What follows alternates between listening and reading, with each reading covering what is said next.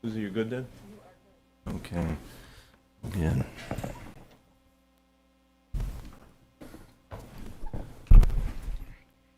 Good evening, ladies and gentlemen. At this time, I'd like to call to order our town board meeting of May the 10th, 2021, and ask if you would all please join us in a salute to the flag. Pledge allegiance to the flag of the United States of America and to the republic for which it stands, one nation, under God, indivisible, with liberty and justice for all.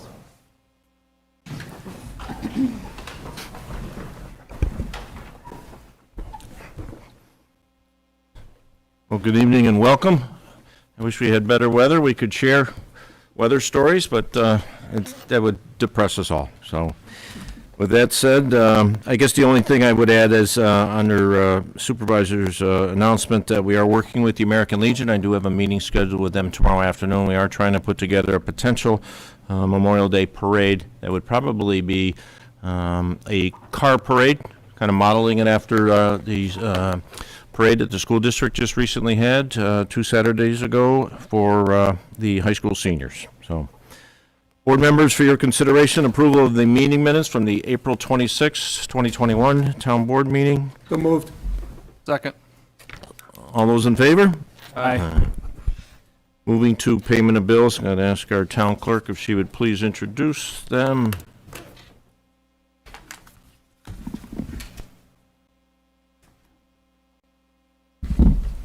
Manifest 9 for 2021 in the amount of $122,691.56 has been reviewed by the Victor Town Board with the following accounts charged: general townwide, general outside village, and highway townwide. Thank you. Appreciate that. Board members and to the public, as we try to do, we identify expenditures that are in the range of $10,000 or exceed that.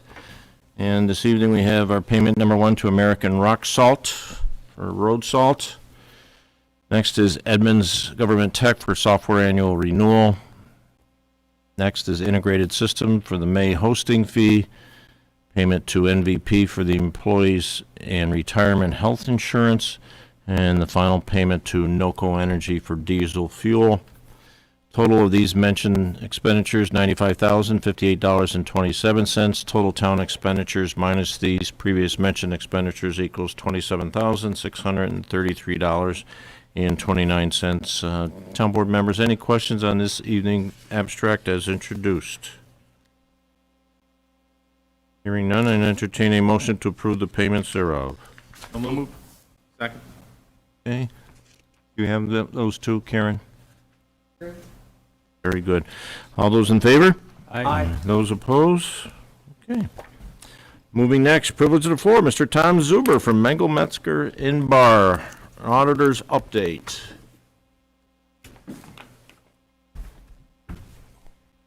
Good evening. Sir, How are you? you certainly can take that off, Tom. You All know right. what, I'm hoping that microphone is on. I never checked it. Can everybody hear me? That one's on. All right.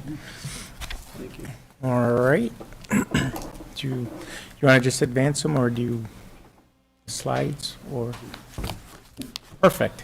Thank you. Good evening for inviting me here tonight. I'm here to discuss the financial results of the 2020 town audited financial statements. And as the town supervisor mentioned, my name's Tom Zuber. I'm one of the partners with Mengel Metzger Bar and Company, formerly, as you know, we recent merger with Raymond Wagger CPAs.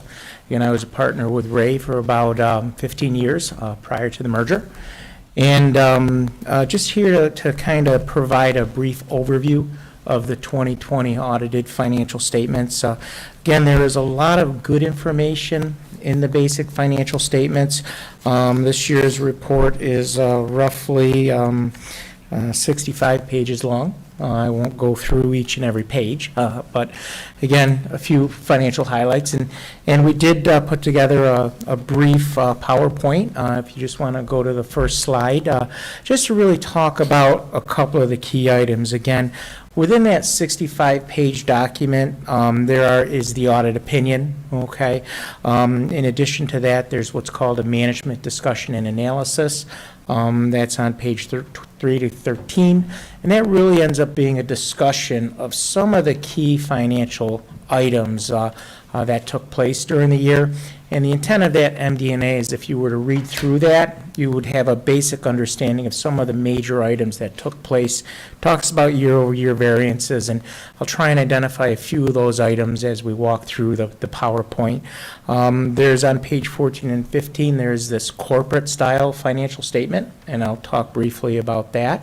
And then finally on page 16 through 19, there's the operating statements, the statements that we're most familiar with, and we'll spend a few minutes on a few of the major funds there. So again, that's the basic financial statement. I'm pleased to report we did issue an unqualified opinion, no material weaknesses, no significant deficiencies. That's the opinion you're looking for, indicates the financial statements are fairly presented. So that's very, very positive. Again, no material weaknesses or significant deficiencies. So that's, again, very positive. And you know, like many municipalities out there, you continue to face challenges. Obviously, you've got property taxes, costs associated with employee benefits, the impact of the Tax Reform Act, obviously recently COVID, and the impact of COVID on the town's financial condition, and some of the uncertainties around there between sales tax and other revenues. And as you recall, these financial statements are as of December 31st, 2020, right? So pretty much right in the middle of COVID, right? And, you know, I think it's very positive in terms of your financial condition. You ended the year in very good financial condition. It really shows a result of the town board reacting to those uncertainties. And I think there's some good news out there in terms of some of the different revenue streams that we were very concerned about came in much more positive than anybody had expected. Obviously, sales tax came in much stronger than anybody had anticipated. A lot had to do with some of the new taxes on internet sales. So again, I think that's very, very beneficial, some of the good news. Some of the other good news out there is the different new federal revenue, the stimulus money that will be coming into the towns going forward. As you know, Victor received an allocation of approximately $1.6 million. Some of that's shared with the village, but again, some fairly positive news out there. But the other area that we just talk a little bit about, and I know your finance department has talked to the town board about the financial condition, and really, as a result of where we are at the end of this year and the positive financial results based on the decisions you made, looking at how you can utilize and leverage that as part of your long-term planning, your long-term strategy. And I know the finance department had talked a little bit about evaluating some of the different reserves that you have, specifically some of the capital reserves, and looking at some of those projects that you may not have done this year and reallocating some resources up into the reserves in order to begin to plan for the future. So again, that's something that we strongly support and really does demonstrate some very good, very positive long-term stabilization for the town. Okay, if you want to flip to the next slide, again, just a couple brief comments. I won't spend a lot of time on a few of the funds. The general fund, obviously the major operating fund of the school district. Again, the town board does have a reserve policy, or a fund balance policy that talks about a fund balance range. And obviously at the end of the year, the unassigned fund balance at $3.4 million is slightly above that range, and some of the discussion points relate to some of the reserves and so forth that the town board has discussed with the finance department. You can see you do have a capital reserve. Again, pretty important reserve to have. You did utilize a little over $350,000 of that reserve this year for the purchase of land. Okay, so that's something that the town board did do during the year. Again, overall, you ended the year with a little over $7.3 million. Your revenue and expenditures, you can see a little positive $529,000. Okay, so your equities went up. Again, overall, your revenues are down slightly, but primarily because of how you budgeted your sales tax. You shifted the way you budgeted those to one of the other funds, okay? So that's just something to be aware of, okay? The next fund, the next slide, is the part-town fund, again, outside the town. Again, just focusing on the bottom half or just the equities, again, the importance of your fund balances and your reserves in terms of your long-term planning. Again, you can see going from 2019 to 2020, an increase of about $400,000. Again, based on some of the decisions that the town made as a result of COVID. And you can see the revenues and expenditures. Revenues are up from last year compared to this year. Again, primarily it's that shifting of the sales tax revenue and how you budgeted the shifting of the sales tax revenue. So you budgeted more in the part-town fund this year than you did in the prior year. Okay, again, nothing too unusual with regard to that. You can see you're balancing your budget, you're appropriating fund balance of about $200,000. So you have that difference in your revenues and expenditures on your budget, and you're filling that with appropriated fund balance. And again, $200,000 is very reasonable for a budget this size. So again, that's very positive. Okay, one of the other major funds, the highway fund. Again, focusing on the equities. Again, as you can see, overall, the highway fund ended the year with a little over $5.3 million in fund balances. And you can see that those fund balances increased a little over $1.9 million. All right. And again, if you really take a look into the highway part-town fund balance, that $3.4 million, that's where you do see some of the increases. In addition to that, you can see in your capital reserve, you did allocate about $600,000 into your capital reserve. So again, looking at the financial results of this year, allocating some funds into the reserves. But again, this is one of those funds where you can see on the revenue and expenditures, revenue was fairly consistent with the prior year, but your expenditures, they're down, right? And again, there was a decision that the town made with regard to some of the road construction projects, really primarily because of the uncertainty surrounding COVID. Okay, so again, some of the decisions you made early on due to the uncertainty. Okay, so again, overall, nothing else too unusual with regard to this fund. Okay. So those are the three major funds of the town. The next slide is just the sewer fund. Again, nothing too unusual there, fairly consistent from last year, this year, in terms of your overall fund balances, a little over $1.2 million. So again, very positive from the financial statement side of it, okay? So those are the major operating funds. I'm not gonna spend, really for the school district. This next slide, if you, before we spend a little time on this is just the corporate style financial statement. We refer to it that GASB 34 financial statement. All municipalities have to follow this model. This is where you combine all of your operating funds, you include your assets, your capital assets, all of your long-term obligations, and you come to this net position number, okay? So this combines everything, includes your capital assets, infrastructure, and then all of your long-term obligations. And you can see the net position is about $58 million. One of the challenges is this isn't how you budget. You can see the majority of your net assets are in that net investments in your capital assets, all right? So really those non-cash items, all right?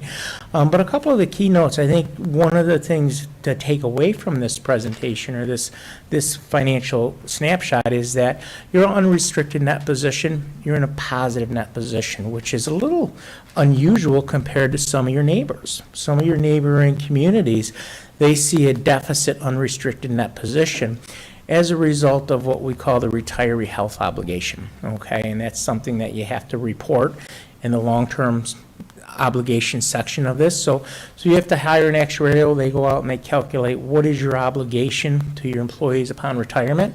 And if you just flip to the next page, that total obligation for the school district is about $4.5 million. It's that OPEB number. Okay, so you can see your outstanding debt, your bonds, you went up, you did issue some debt this year.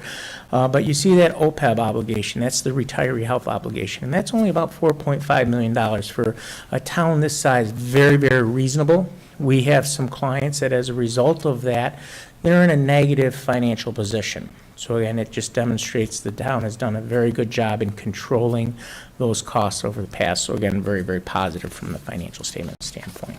Okay, so that's the key numbers items. The last slide just talks a little bit about the internal controls, the checks and balances. In addition to the basic financial statements, we do issue an internal control communication. I'm very pleased to report, again, no material weaknesses or significant deficiencies. 2 minor procedural recommendations to just enhance the checks and balances that you have.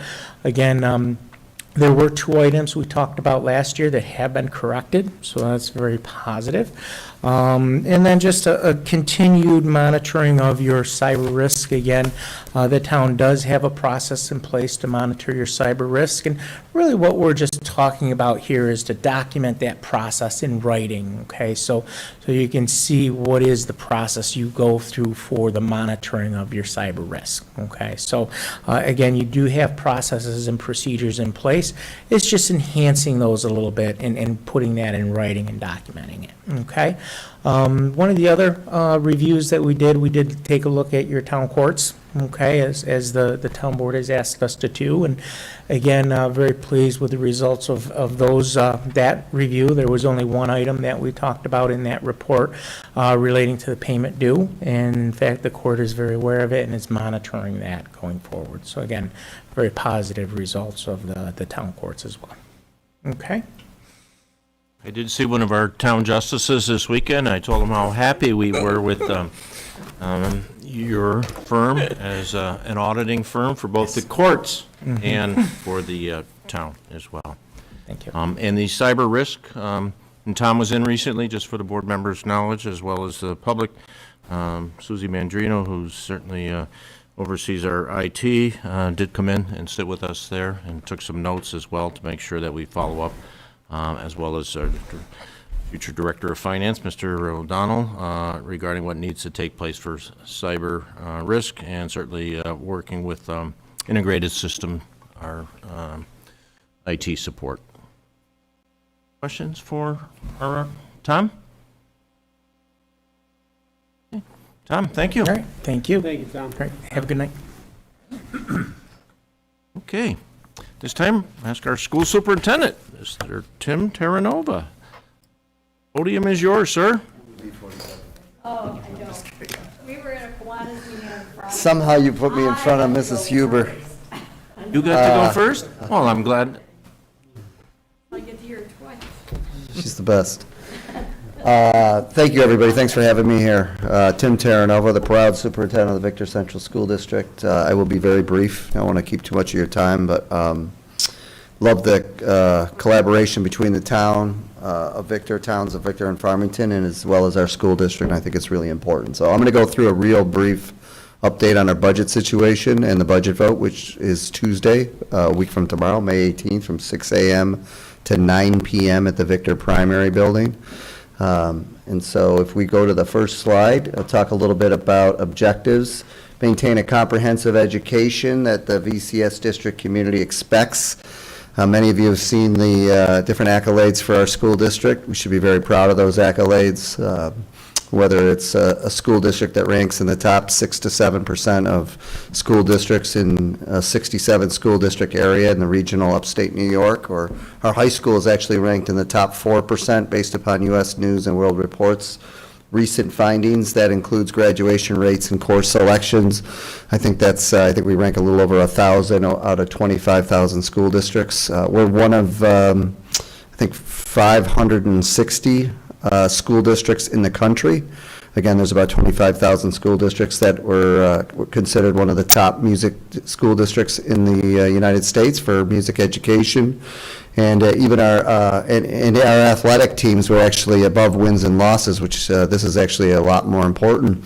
I think we're one of 56 school districts in New York State to have scholar athlete distinction in every single varsity sport that we offer. So most of those accolades occurred before me. I started about 15 months ago, so I don't take any credit for that, but this district has been strong in terms of its performance for many years. So we want to maintain that comprehensive education, but we also have to make sure we support the town and their financial needs as well.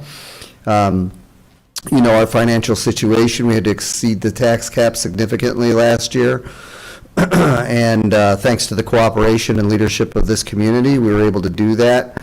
We are not exceeding the tax cap this year. That's the first comment.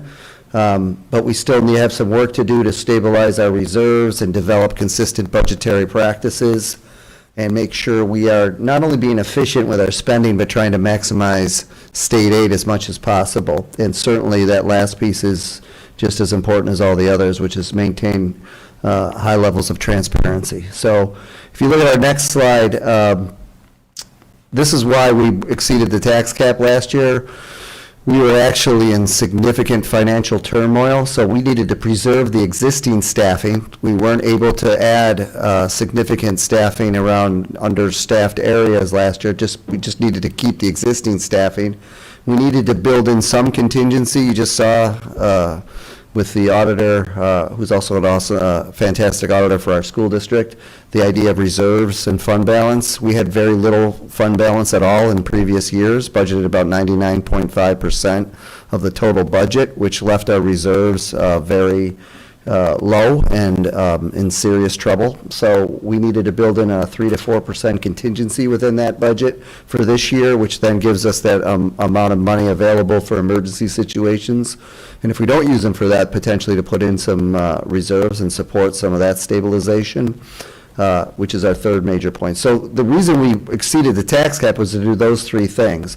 What it didn't do, if you look at the next slide, is it did not address a variety of understaffed areas tied to social emotional learning and mental health support for our students, instructional and curricular leadership, security, building cleanliness and maintenance, and instructional technology. All of those areas were understaffed, as you can see, as we compare them with a multitude of districts in our area. So that was the focus moving forward. How do we maintain this high academic achievement in a comprehensive education with a district that was significantly understaffed and had very low reserves and was in financial trouble up until this year? If you go to the next slide, this is how we ended up addressing this in our proposed budget that was adopted by the board but needs to be voted on Tuesday. One of the things that helped us, and I'll talk about that real brief in a second, is that we received two major positives. One was significant additional state aid called foundation aid. And thanks to the advocacy of people in this community, our school district, our Board of Education, our PTSA, and again, a variety of groups across the state, Victor ended up receiving approximately $2.4 million more in state aid, sustainable state aid, which is closer to about 65% of what we're supposed to get based upon the state aid foundation formula, which is not what we would love to have, which is 100%, but it's significantly better than 50%, which we had previous. That $2.4 million is huge. It's very important to us. In addition to that, and you heard reference to it with your town, we also received additional stimulus money from the federal government. Now, that's one-time revenue, so we have to be careful how we use that because it should really be for one-time expenses. But the combination of additional sustainable revenue and the one-time revenue is why we can start to add some of these understaffed areas and support our kids at a higher level without impacting the taxes of the community that were significantly impacted last year. So what we're going to do with this sustainable state aid and in addition to the one-time revenue, we're adding some reading support because we do have some challenges with our early elementary and elementary kids and making sure we have a goal that by the time they reach fourth grade, 100% of our kids can read and write and compute at grade level. That's an aspirational goal, but we can really get to that if we work hard enough and have the right support. We want our kids to be able to be at grade level by the time they get into 4th or 5th grade so that they can really sustain and attain all the goals that they want to achieve as they get into the secondary level. We're also adding some support to our special education services, and really important, 2 additional social workers to support the mental health needs of our students, especially coming off of the COVID situation. If you go to the next slide, we're supporting our ELL students, from families from different countries that come over to the United States, especially in Spanish. So we're going to increase some translation services for that. We are also increasing, this is also behavior analyst, is a special ed support, especially around kids with complex behavioral needs. This will help our teachers and our ability to meet the needs of some of our students with these complex behavioral needs, and increase our ability to bring kids back into the district that belong in our district, live in this community, but right now are in outside school placements, which is moving them back into our district is a ethical and moral right. And it also saves us money because out-of-district placement is significantly expensive. We're going to add cleaners. This district, right now, we have additional cleaners this year that have supported the COVID return to a hybrid setting and now full in-person at the elementary. But that's not coming out of our budget. That's coming out of fund balance.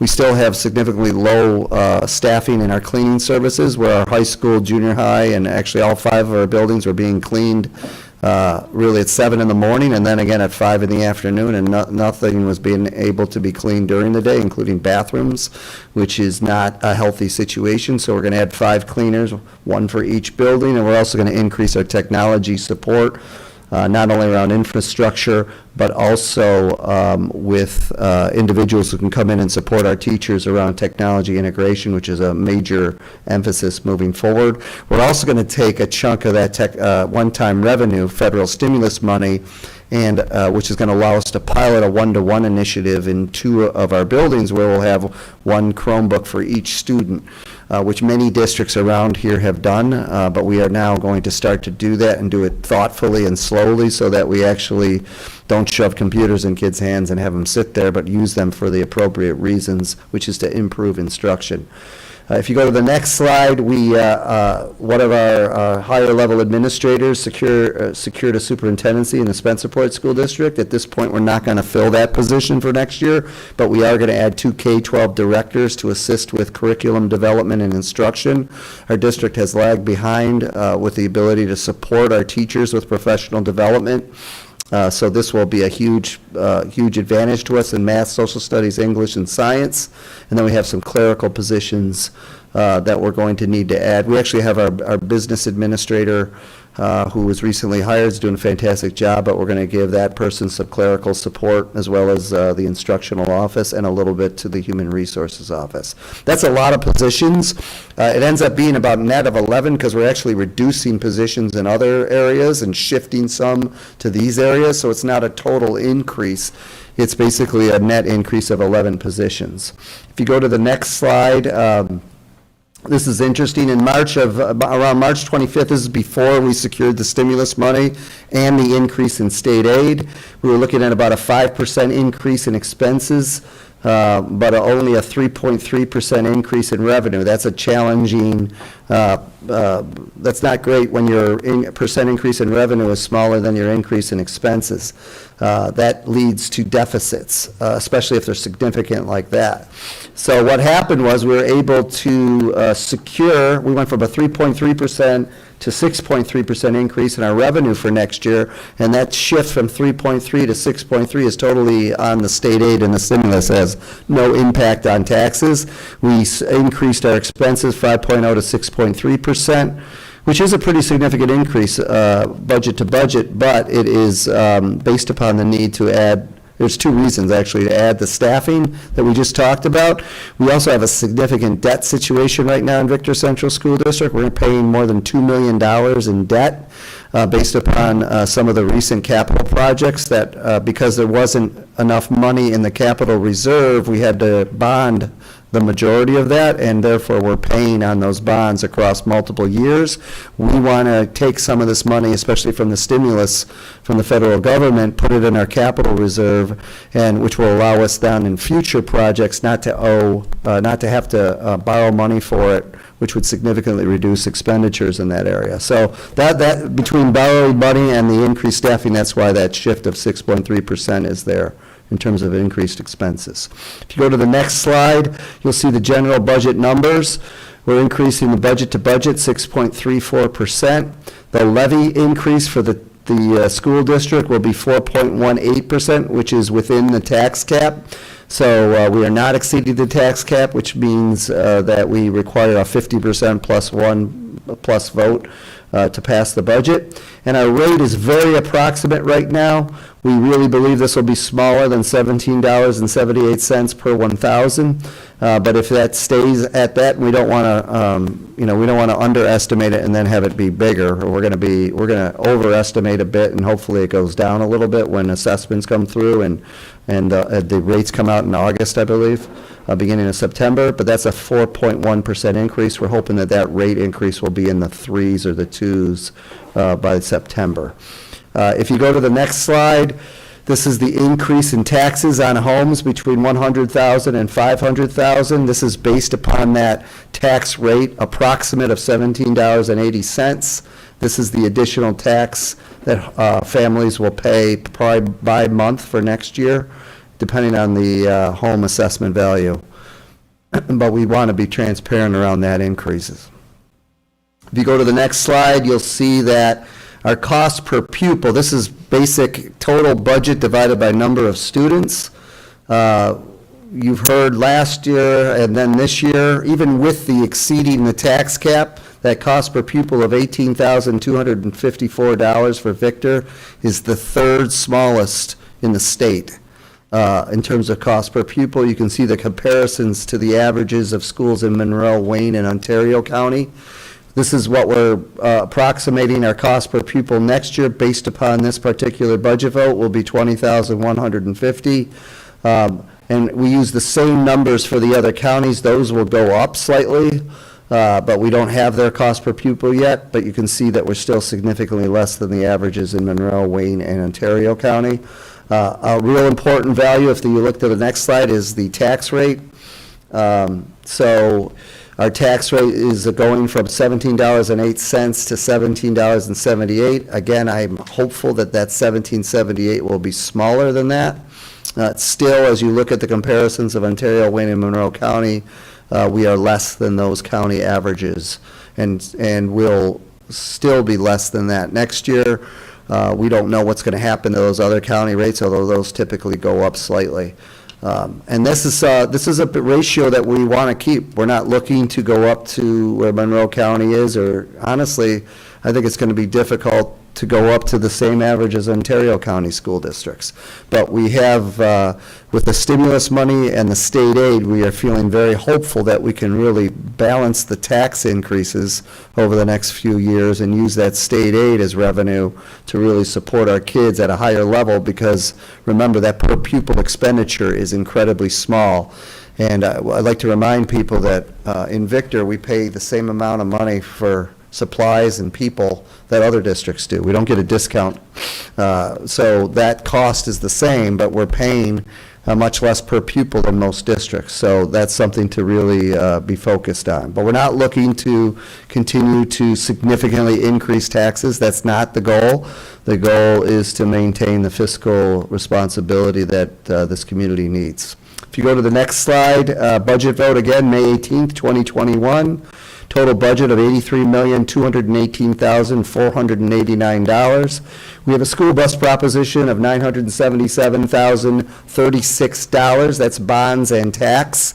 That is another area we need to improve upon. We've been borrowing money for school buses. Many districts pay for them right out of their school bus reserve fund. We don't have that yet. We're going to develop that hopefully next year and start to put money in that reserve along with a technology reserve and the capital reserve to start to be able then to pay for these things without debt accumulating, which is why we want to reestablish the capital reserve. We're not looking to put $10 million in it next year. We're looking to establish a reserve with a maximum of $10 million because that reserve has been exhausted due to the last capital project. And like I just said, we are establishing a technology reserve.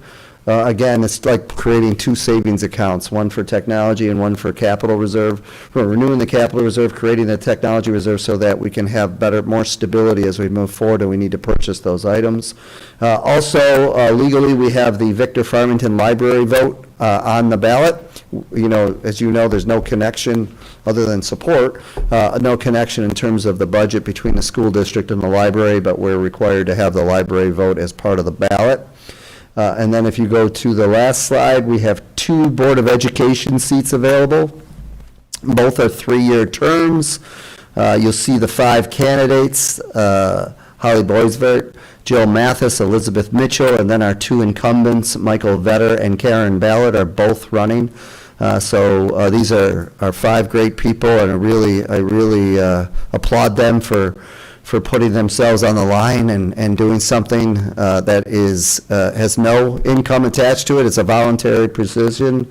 It's given back to the community like all of you are doing, and I applaud all 5 of them, but unfortunately there's only 2 openings, so that's going to be an important board vote as well. So that's a brief update of our budget. That's a synopsis. Are there any questions from the town board or anybody regarding our budget plan for next year? Tim, a couple comments. First of all, thank you for rolling up your sleeves and not making a mass exodus out of town here by any means. Certainly the financial picture that you described, certainly what you inherited. Yep.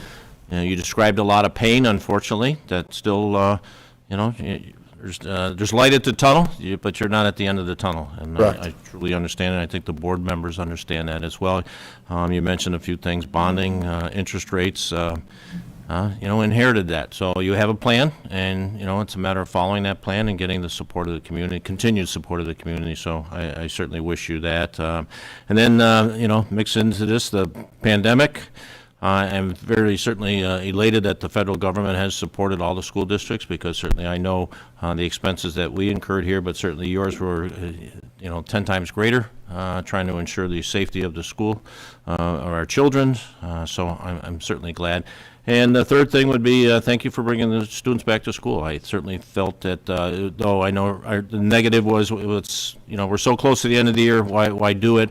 I thought it was important to do it, certainly get that going, but also get an understanding what we need to do, or what you need to, what's working now, what do we ensure from a safety standpoint come September, and we can implement over the course of the summer. So my feelings, thanks for being, the school superintendent, Victor, and I enjoy our relationship as well. And again, we're here to try to help you as much as possible. Great. So thank you. Other board members, any comments for the school superintendent? And I was going to say, good job as well. And I just wanted to be clear, the foundation aid, the reason that's so good is that kind of like the save harmless. I mean, once you got that 2.4, I mean, as much as we can expect things to continue out of Albany, I know how that works, but that's kind of going to be a guarantee.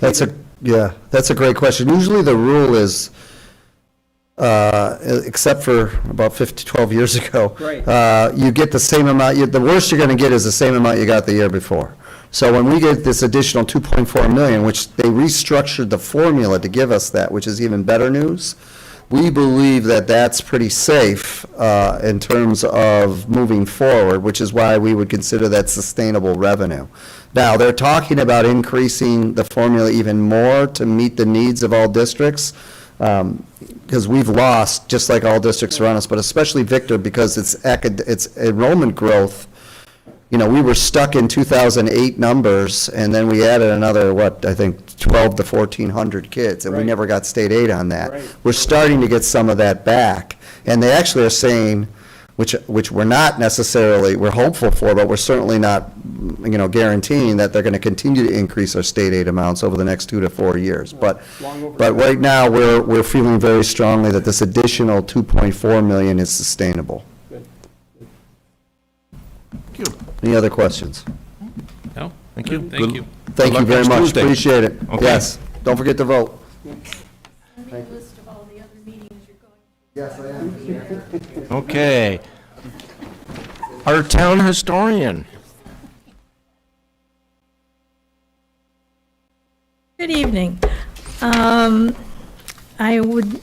Wanted to come to the board tonight to give you an update about the Past Perfect software that the town bought for the town historian's office. It's to manage our permanent historical collection. And we bought that in 2017, so I think it's time for an update. We used part of my salary in 2017 to hire Wilma Townsend as the person who would do this inputting of the historical collection. Wilma is a resident of the Village of Victor. She is the curator at Ontario County Historical Society. She has a master's degree in museum studies. So she is super qualified to do this. So did you get the attachment? Yep. Okay.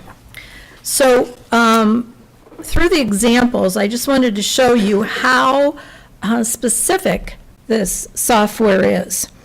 It allows Wilma to document each photo, each document, each artifact individually. And when you look at the different samples that I sent to you, there's photos, there's sheet music, specific object, there's a poster, and like I said, it's just a sampling. When Wilma documents, and you can just see this, it's incredible the amount of information that she puts on here. Specific information, the medical case, she even measures how big the case is. She does information about Dr. Mead and his family. So other papers, I did a couple of hits on a couple of names of our town board members. Hits, I mean, not hits, guys. Hits. Guinan, which shows that Estella Guinan wrote sheet music for the Victor High School, she did the alma mater, and there's a picture of it, there's all this information about it. I also did Leo Condon came up with a poster. The poster was Vote Democratic, Leo Condon for Victor's Future. Another one was an object, which is a photograph that Wilma has done hundreds of photographs. All of them are photographed, scanned in, and all the information. Now, so what's the big deal about this? Well, when I first became historian in 1990, nobody says like, wow, you're history already? It was yesterday. I bought one of those, I bought a software package to do all of this, right? It was on those floppy disks. And then 2015, 16 comes around and like, we can't update this anymore. So, and then we couldn't even migrate to the new software. That is why you needed to hire somebody to do this. And it was good for twofold reason. Eventually, in the distant future, when I say to Jack, I really am going to retire this year, then maybe, because Wilma has to go through all of these documents and artifacts, she will know what the collection is, and hopefully she will be your next historian. So I want to commend Wilma for doing this project, and I want to commend you, because you are the people who gave the money. It's all about the money, isn't it? Gave the money so that the town's historical records could be preserved forever. And also, it's a lesson that we need to keep updating these things. The other day when I was at the Kiwanis meeting, that I got to go first, before Tim, I was handing out those DVDs, you know, from the bicentennial. Well, the young people didn't want them. They don't have DVD players. What do we want this for? It's only been, what, 9 years? To me, 9 years is not much, but if you're like 35, it's a long time. So we've done about 15% of the collection. We're getting, this year and last year, we've gotten a lot more things from people because they were cleaning out their houses. So Wilma says she's done about 2,000 items, and we've got a bit more to go. Questions? Thank you. for your, Very, very well Thank organized. you. Yeah. Yeah. Thank Wilma, too. for your continued commitment to history. Thank you. At this time, public comments.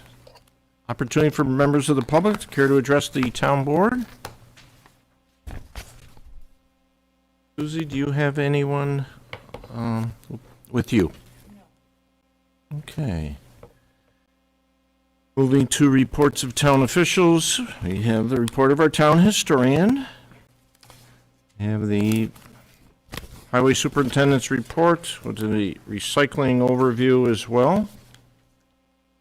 Reports from our Parks and Recreation Director. Town supervisor has a few items in there. A couple of them are letters of support regarding to Mr. Bill Wright. He in turn, so this is two requests for the Lane Road, County Road 9 line of road proposed roundabout, and then the railroad road between Route 251 and the spur that goes to Victor Insulator. And this was a request working through Congressman Jacob's office. So we'll keep you informed of that as we move forward. And while I would like to, under Supervisor's verbal report, just a couple items real quick. Our next town board meeting, we'll have a 6 p.m. start time. There'll be a sewer workshop. So next town board meeting, 5/24, start at 6 p.m. There'll be a sewer and overlay workshop. Discussion will focus on areas that we've heard recently through developers on East Victor Road area, as well as Route 251, the Willis and Strong Road. There's a parcel there on the corner that's been brought to our attention recently, but in the past as well, and other identified parcels that between Mr. West Petty and Mark Terrian, they will provide some insight to us at that evening. Looking for direction from the board for possible infrastructure improvements based on build-out totals in some of these areas, specifically to regarding sewer. And these overlay adjustments, if changed, would assist the Planning and Codes Department during the planning process. In addition, Kathy Rayburn left in your mailboxes a draft MOU that Frank Pavia assisted her with. Please review and give either Kathy or myself your feedback. The plan is to have a resolution at the next town board meeting authorizing the supervisor to sign the agreement. In addition, tomorrow, and this coming Friday is actually a last control room meeting. Control room meeting started, it was almost a year ago. And they started originally, I remember the first one was like on a Saturday or a Sunday. We were doing 7 days a week. Then it was Monday, Wednesday, and Friday.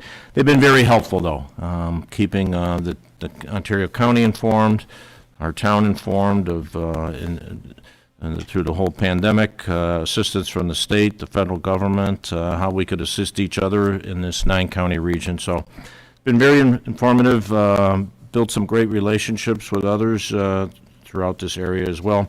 And then the final item I had, there is in your box as well, a letter to Empire State Development letter. This is, again, the state is looking to retrieve the $1 million that went towards the Fisher's Ridge project a few years ago. They'd like to retrieve that money back from them.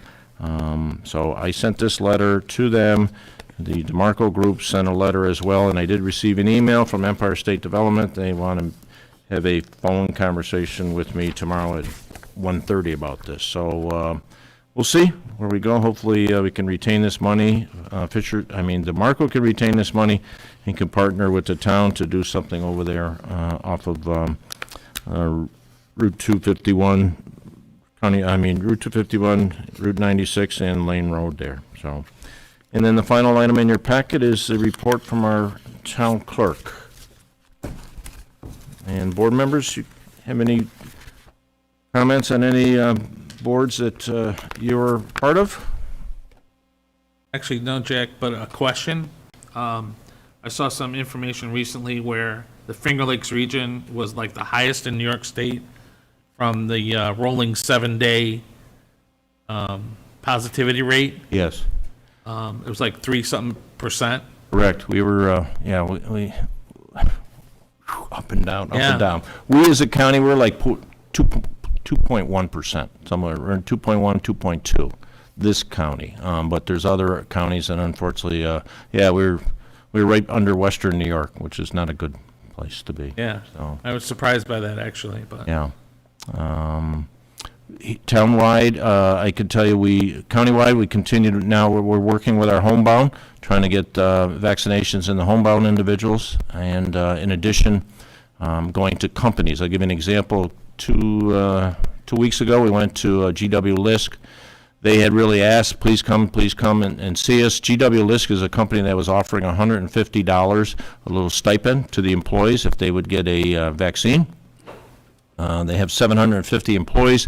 We went out there and vaccinated 130 of them. Based on that 130 and individuals who had been vaccinated before, it only totaled 25%. So depressing numbers out of there. I know in the control room, I shared that with them. They asked what kind of business it was. I said, manufacturing, because that's not the norm for this region, and especially Ontario County out of this 9-county region is the highest county for individuals who have been vaccinated. Gorbel, Brian Ray, I reached out to him. Brian Ray had a meeting last week with Brian Young, our Deputy County Administrator. He's the point person for vaccines. Pretty sure we're going to set up a situation where our health department will go to Gorbel, vaccinate Brian's employees. In addition, I set up a meeting with Constellation, that it was at noon today, and we may end up working with Constellation on vaccinations. I'm going to, at our department head meeting last week, I asked our group, department heads, if they had other companies, and they brought up LSI. So I'm going to reach out to LSI and O'Connell Electric, and I think there was a third one as well, Coke Container. So there may be 3 more we'll reach out to, and Ontario County Health Department's willing to go there and put needles in the arm and keep vaccinating individuals. So It's surprising to me that the list would be so low. yeah. For $150, they're going to pay you to get vaccinated. And Well, yeah, he was stomping his feet. You have to come out. You got to come out. And he does a sign up 130. I was excited, and then I found out that only put him up to 25%. Yeah, at 150 a pop too. So, okay. If there's no further questions, we'll move to resolutions for this evening. Starting with resolution number 1. This comes out of the courts. This is a contract and service agreement. so moved. Second. All those in favor? Aye. Thank you, Babette.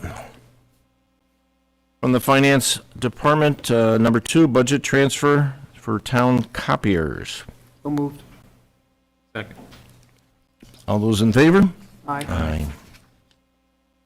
Resolution number 3, reimbursement payments completed on or inactive chargebacks, and it identifies a few within this resolution. So moved. Second. All those in favor? Aye. Suzie, do you have the capabilities to bring up each one of those resolutions? I don't have them yet. Not part of Okay, it. This is just the list of the agenda. okay. I'll have to get, we used to do that.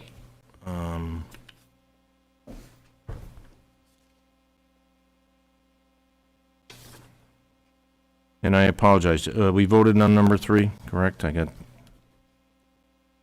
Number 4, accepting funds from the Victor Garden Club. So moved. Second. All those in favor? Aye. Number 5, from the Highway Department, a purchase of the Gantry crane. Mark, what do you use that for?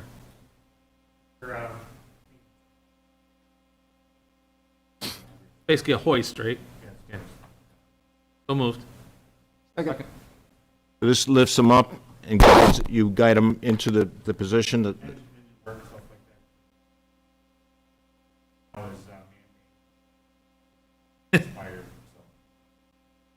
Yeah, Yeah. for sure. very good. Okay, all those in favor? Aye. Aye. From Human Resources, again, the appointment of Cameron Bender, Victor Cemetery Preservation and Restoration Committee. So moved. Second. All those in favor? Aye. And the appointment of Joseph Rapchick, Board of Ethics Chair. So moved. Second. All those in favor? Aye. From the Parks and Recreation Department, request for certificate of liability insurance. This is a waiver, list 3 vendors on here.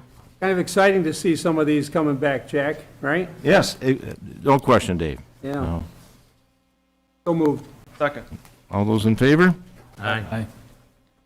Number 9 is the agreement with the Blue Apple Production. They'll be playing on Saturday, 28th of August, sunset to noon. Actually, they won't be playing, excuse me, this is the outdoor movie for the Dry Road Park. So moved. Second. All those in favor? Aye. Aye. Number 10, and this is concert in the park with Greg Monroe, Hey Mabel. So moved. Second. All those in favor? Aye. Next is agreement with Mark Rust for concerts in the park. So moved. Second. Okay. All those in favor? Aye. Number 12 is agreement with Melissa McCabe. This is for instructions in running a youth program that she puts on for us. So moved. Second. All those in favor? Aye. Number 13, I want to offer an amendment. You'll see that the heading says Michael Costco, and then in the second whereas, in the middle it says Michael Costco. Well, down in the resolved, it says Michael George. It should be Michael Costco. As amended, so moved. Thank you. Do we have Second. a second by Councilman Guinan? All those in favor? Aye. And the final resolution is the agreement with Bayer Landscaping and Architect. This is for the dog park. So moved. It's just the design, right? Correct, sir. Yes, yes. Councilman Cusimano was speaking to me earlier tonight when, before we got going, and he didn't know how much, just the design alone, so. I mean, That's initially, struck, you'd never think that. I mean, you're thinking of a fence and what more goes into it. I remember, I think you said that last year when we discussed it. It's a fence, but it's when you start reading into it and what they have to do, it is amazing that it costs that much to do it. But I think unfortunately that's the reality of it. wow. We're in the wrong business. Yeah. For sure. Second. All those in favor? Aye. Aye. Public comment. Again, a second opportunity for the public comments. Required to address the town board on any unfinished business. Susie, do you have anyone on? Okay. Hearing none, a motion to adjourn this meeting. So moved. All those in favor? Aye. Aye.